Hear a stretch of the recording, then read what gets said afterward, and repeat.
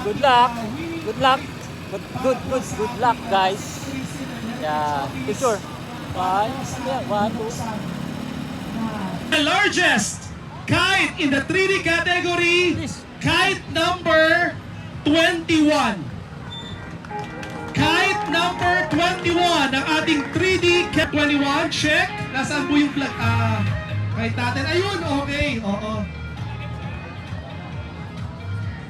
Okay, asan yung mga kasama ni Kuya? Kanina nakita ko nung papalip pa rin ito, tatlo eh, no? Tatang Imus, tatanggap po ng 2,000 piso, sir. Sige, lalapit na lang. Okay, very nice. Okay, judges, samahan po natin si Doc June and BM Chelsea sa ating traditional kite. And that award goes to kite number 27. Sino po ang nagmamayari? Pupugayo bilang 27. Kite number 27. Ayan na. Oo. Nako, yun pala yung kite niya. Akala ko wallet. Okay. Okay. Sa mga nanalo po, sir, yung una kong tinawag, punta na po kayo sa likod. Okay, sa mga tatawagin ko pa, punta lang po kayo sa likod to claim your prize. Ano? Kindly present one valid ID and your cedula number. Okay, muli po. Most colorful sa ating 3D competition. Pinakamakulay, kite number 2. The award goes to kite number 2 sa ating pong 3D competition. Our most colorful. Ito na pala. Kitang-kita mo naman, no? Halos lahat na ata ng kulay ng rainbow na andyan na. Okay, congratulations, sir, and to your team. Pinakamakulay na pupugayo para sa ating 3D. Okay, and look for Miss Cecil. Okay. Muli, paki-ready po ang inyong cedula number and one valid ID. Thank you.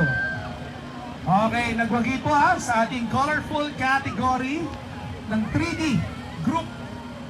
Congratulations, sir. Numero 4. Kite number 4 sa ating traditional kite. Parang umuwi. Kayo po ang nanalo for our most unique kite. Alam ba yan? Award? Sana all. Sila po yun. Ayun, tama. Imagine, yung pupugayo nila naging work of art talaga. Parang mural. Yung SDG pa design yan. Kakaiba talaga. Okay. Okay, so our interdepartment, okay, congratulations once again to kite number 4, our most unique.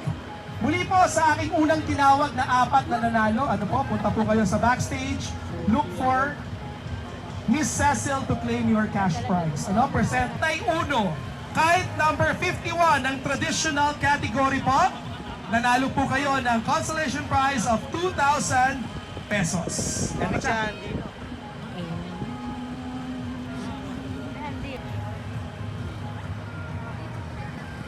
Okay, tapos pag na-picture na po, sa gilid na lang para mamaya sabay-sabay silang pito for a photo opportunity.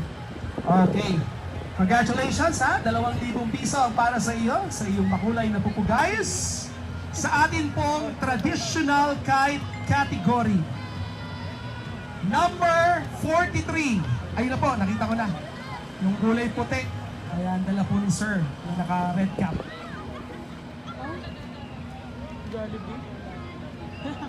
Congratulations din po sa inyo. You will receive your consolation prize, 2,000 pesos in cash mula po sa City Government of nakakatakot ang Imus. Nakakatakot. Jollibee kanina.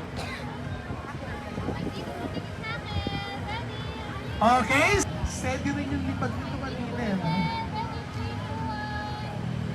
Okay, akin po kayo ng 2,000 pesos. Congratulations, sir. 6th placer, ika-6 na pwesto. Ito po yung tinatawag na dibuan, tama ba? Sa mga pupugaya, no? Kasi may gurion. Alam ko yung buwan. Medyo siya, no? Jamaican-inspired. Smallest kite category. Oo, tunay nga naman, maliin pa sa inyong paningin ay nakakapuwing din. Okay. Grabe, ano? Nanalo na siya ng special award for the smallest kite.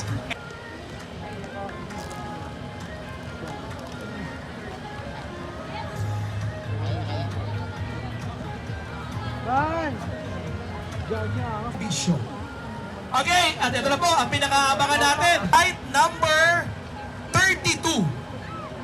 Kite number 32. Pupugayo bilang 32 with a score of 89.2 points. Saan ba? Kite number 32. Where are you? Ayun, mukhang nandun. Ayun, okay, eto na. May kakambal to eh. Dalawa po yan, di ba? Oo. Third, oo, pero parang may kapareho siya kanina. No? Maraming flag-inspired talaga. No? Okay, congratulations, ma'am, at sa inyo pong grupo. Nagwagi po kayo ng 5,000 piso at isang plaque po mula sa City Government of Imus. 89.2 points. Place with a score of 96.4 sa ating pong traditional kite category. The award goes to kite number 7. Kite number 7. Pupugayo bilang 7, tatanggap po ng 12,000 piso. 12,000 pesos. Sabi na 7? Ha? Okay, no? 7 pala yan? Hindi ko Okay. Ganda rin naman talaga. Ano? At syempre, bukod sa disenyo, nakita nyo yung ating mga buildings na andyan. Okay, ganda. Lahat ng profesyon na andyan. At higit sa lahat, lumipad ng matayog kanina sa ating competition. Okay, so you won yourself 12,000 pesos and a plaque. So tatawagan ko po muli yung ating second prize and third prize. Okay, to join our group para po sa ating group photo ops. Okay, once again, to all the participants, huwag naman po kayong malungkot dahil bukod sa inyong pakikibahagi, makakatanggap din po kayo ng Certificate of Participation na maaari nyo pong makuha sa ating registration area. Our top 3 kites for our traditional kite category. Congratulations po sa inyong lahat. You can claim your prize at the backstage. Look for Ate Cecil. Okay, congrats po muli sa inyong lahat. Okay, muli po sa ating mga participants. Bagamat hindi ko tama lang yung nanalo? Tama. Ang galing. Tama? Okay, our 9th placer for the 3D category goes to kite number 30. Kite number 30. Pupugayo bilang 30. Okay, nanalo po kayo ng 2,000 piso as being our